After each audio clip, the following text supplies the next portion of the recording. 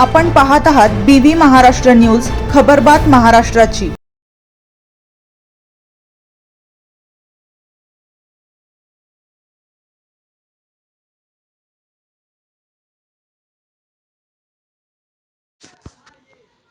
वटार येथे अवकाळी पावसाचे पुन्हा तांडव सुरू। वादळी वाऱ्याने शेती पिकांचे मोठे नुकसान। बागलाण तालुक्यातील पश्चिम पट्ट्यातील वटार, चौंधाणे, कंधाणे आणि आदी परिसरात सलग 2 दिवसांपासून अवकाळी पावसाने झोडपले। बेसावध असलेल्या बळीराजाने शेतात उपटून ठेवलेला कांदा भिजलाय।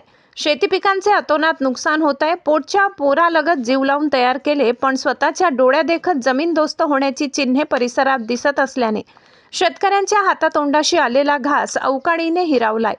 परिसरातील बळीराजा आर्थिक संकटात सापडलाय। वटार परिसरात अवकाळीने फड मांडला असून देवा आता तरी साथ घाल अशी आर्तहाक बळीराजाने देवाकडे साकडं घालताना दिसत आहे। विजांचा कडकडाट व वादळी वाऱ्यासह रोजच हजेरी लावल्याने परिसरातील शेतीच्या पिकांचे अतोनात नुकसान होत आहे। परिसरात टमाटा व फ्लावर, मिरची पिकांचे मोठ्या प्रमाणात नुकसान झाले। सतत ढगाळ हवामानामुळे पिकांवरती अनेक रोग चाल करत आहेत। जर अवकाळी आपला मुक्काम वाढवला तर बळीराजाचे थोडेफार हातात येणारे पीक सुद्धा जाणार असे वाटू लागले।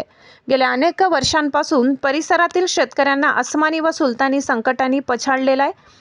बळीराजाचे आसू कोण पुसणार असा सवाल उपस्थित होत आहे। परिसरात रोजच वादळी वाऱ्यासह पाऊस हजेरी लावत असल्याने कांदा, आंबा पिकाचे मोठे नुकसान होत आहे।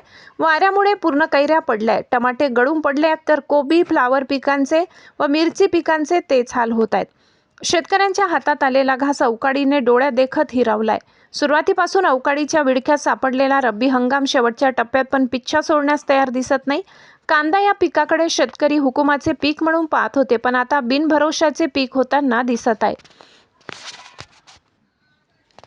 कांदा नाशवंत पीक आहे, जर पूर्ण शेतातच खराब झाला तर शेतकऱ्यांनी जगायचे कसे असा सवाल बळीराजाला सतावत आहे। BV न्यूज महाराष्ट्रासाठी सहसंपादक मनोज बागू।